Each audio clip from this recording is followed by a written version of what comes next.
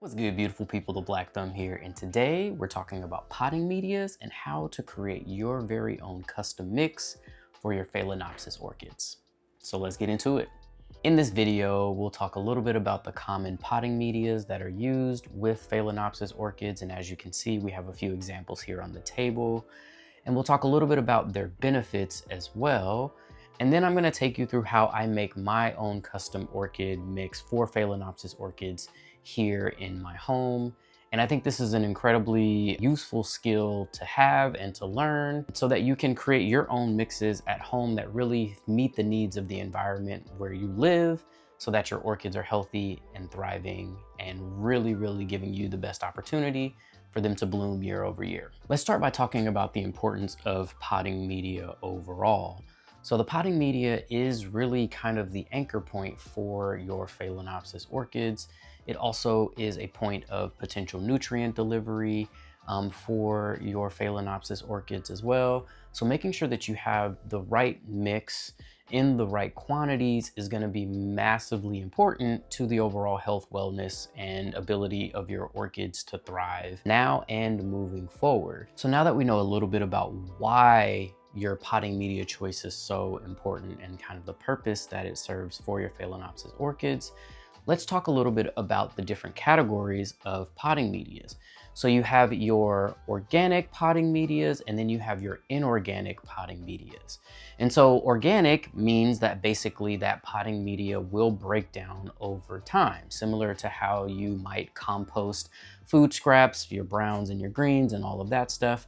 And then inorganic is something that will kind of stand the test of time. It might even be something that might be reusable over time because it's not going to break down organically because it is not necessarily made of organic material.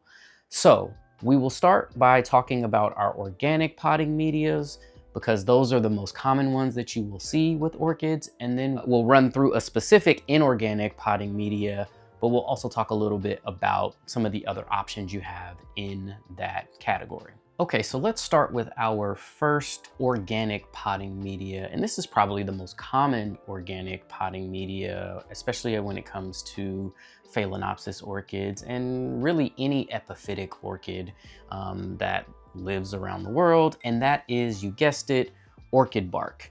And so orchid bark is a really great way to grow orchids, especially epiphytic orchids, because it very much so mimics the way these orchids grow in the wild. So epiphytic orchids will basically attach themselves to the bark of trees, and then their root system will expand on and around that bark.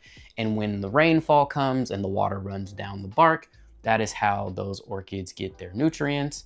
And so bark is a really great way to create or to kind of recreate the environment that epiphytic orchids like Phalaenopsis orchids grow in the wild. And one of the other benefits of using orchid bark in particular is that it creates lots of air pockets in the potting media, so it allows those roots to breathe a little bit so that they're at a decreased risk of becoming waterlogged, developing things like root rot.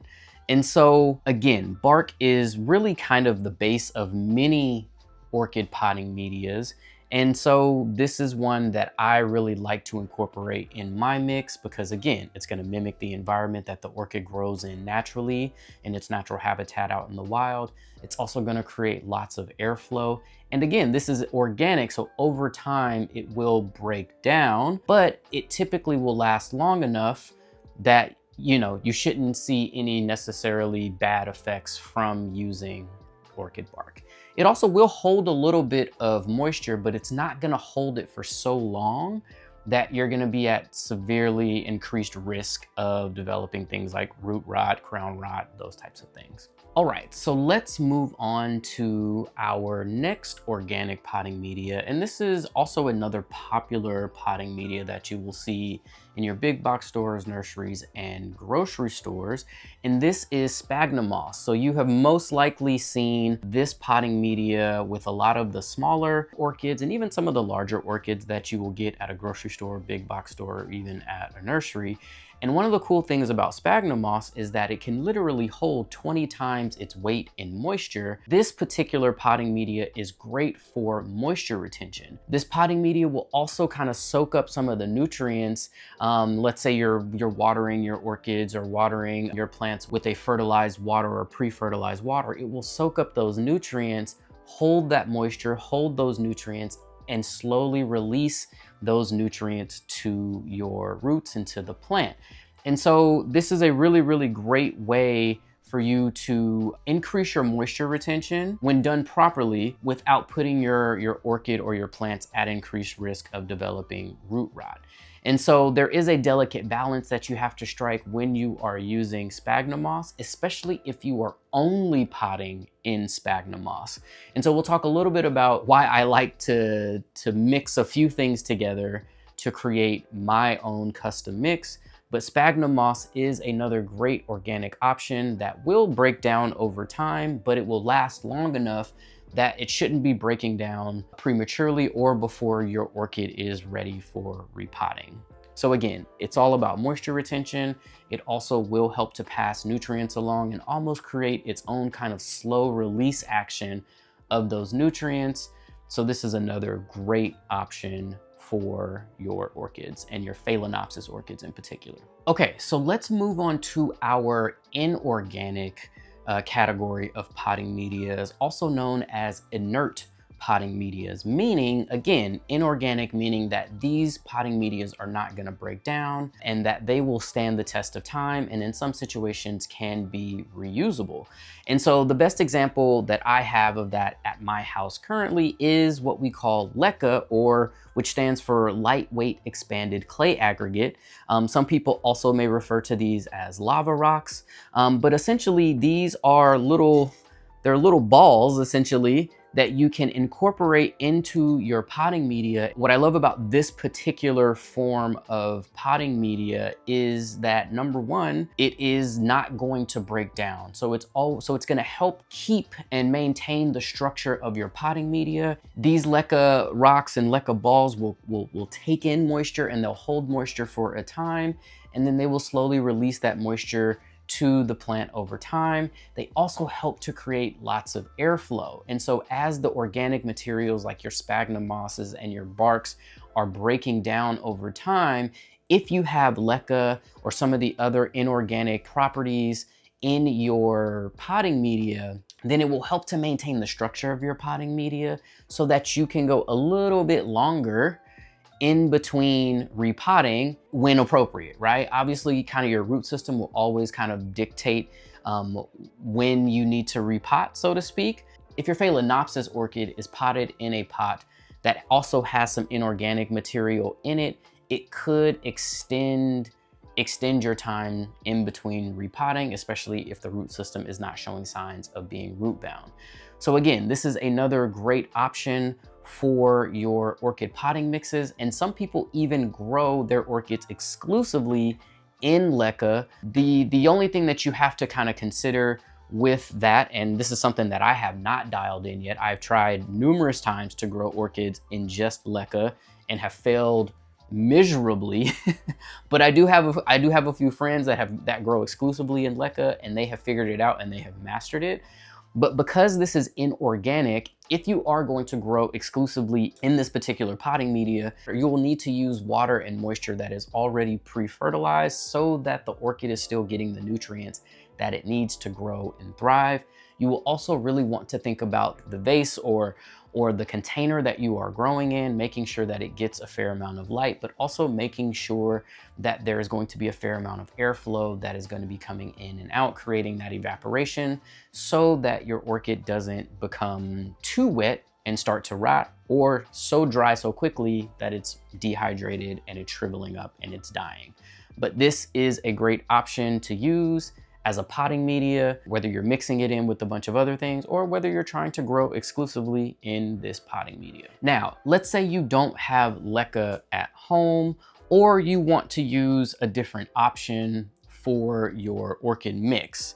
So some of the other examples of inorganic potting medias that would work well in an orchid mix are horticultural charcoal, also some horticultural pumice, and horticultural perlite.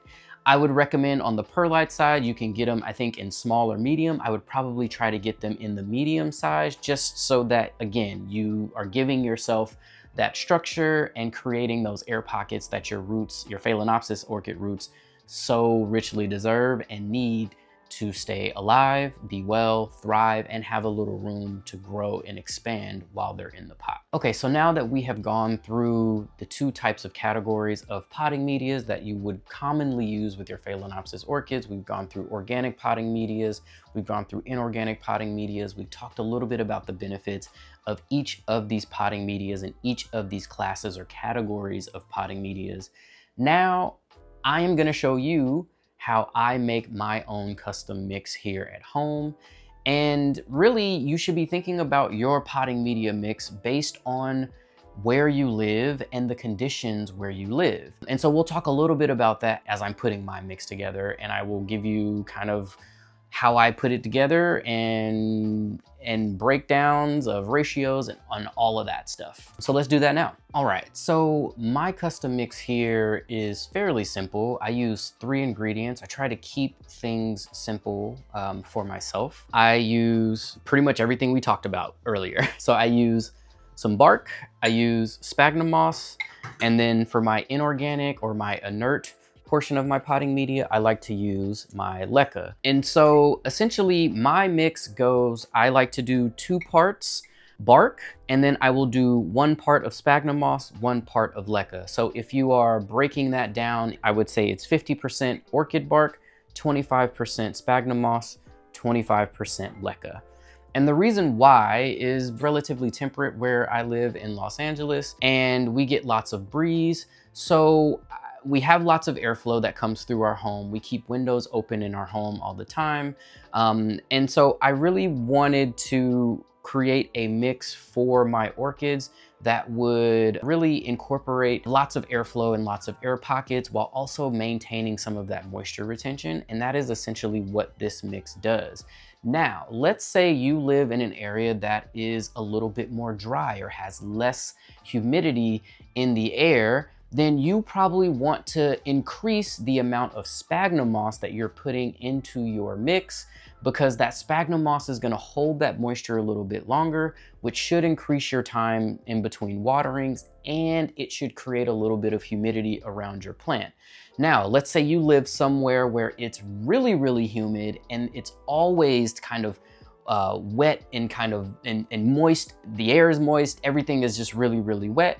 Then you may want to use a little bit less of the sphagnum moss, maybe a little bit more of the bark, and maybe even a little bit more of some of those inert or inorganic materials, because your moisture is going to be there for longer stretches, and you might not need as much sphagnum moss, because if you have too much sphagnum moss in the situation where you already live in a place where there is a lot of moisture, then it could increase your risk of developing things like root rot.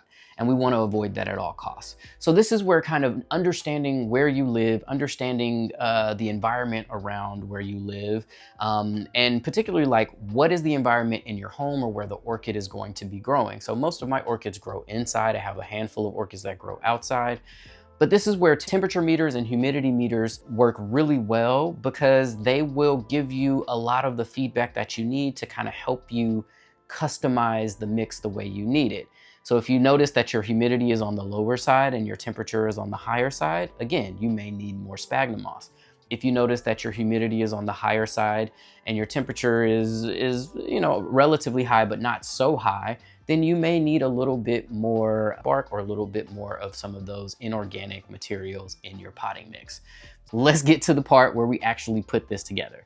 So again, I'm gonna do a 2:1:1 ratio of my orchid bark. So we'll start with my 2 parts of orchid bark. So typically for me, like if I'm just gonna make it for like a small, if I'm just repotting 1 orchid into a pot, then I go 2 handfuls of my bark. I go 1 handful of my leca. And then I go 1 handful of my moss. And then for the sphagnum moss, I try to break it up as much as I can. You know, I don't want it to be like so fine where it's like, you know, it's like completely, you know, just like one little morsel. But you do want it to have, you want them to be a little bit smaller. So number one, they can kind of get into some of the nooks and crannies. And also so it mixes well with the potting media. I'm gonna do just a little bit more bark. And then once we do that, we're gonna mix it all together here. Give it a nice mix.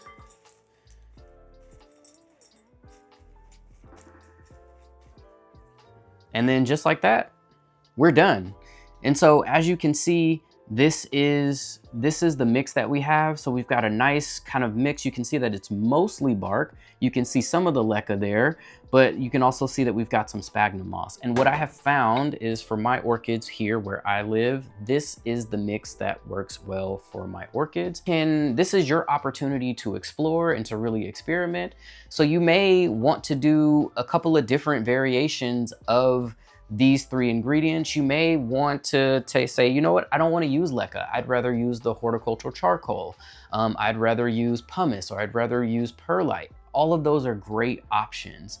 You can also go smaller with your bark. So they make them in different sizes. So they have small, they have medium, they have large. So there's lots of different ways that you can make this work for you. The important thing is that you are finding a mix that works well for you. And remember, you can also just pot in one of each of these potting medias. You don't necessarily have to mix all three of these things together. You could also just do two of the three if you wanted. Again, the important thing is that you are kind of dialing in what works for you and what works for your Phalaenopsis orchids. So that is all I have for you today, folks. I hope this video has been informational and entertaining for you. I also hope that this video has given you a little bit more comfort and confidence in your ability to create your own custom orchid mix for your Phalaenopsis orchids at home. Please let me know what mixes you are using, what materials you are using, and what has worked well for you, because again, just like you all are probably tinkering, as am I, and I'm always interested to hear what's working well for folks. So let me know in the comments. Please go out and subscribe to my channel, like, share, and comment. And you can now also hype my videos. You can also leave a gift if you'd like. If you have been moved so much so that you'd like to leave a monetary gift, you can also do that through my channel. And again, merch is up on my website at blackthumbmarket.com, so make sure you check that out. You can also shop those products directly below this video as well, and on my YouTube main homepage channel. So again, I appreciate all the support. I appreciate the love, all the wonderful comments that I've gotten on many of my videos. It really does feel great to know that I am making a difference in helping people feel more comfortable and more confident in their ability to take care of their orchids. And so, like always, I hope that helps and your orchids keep blooming.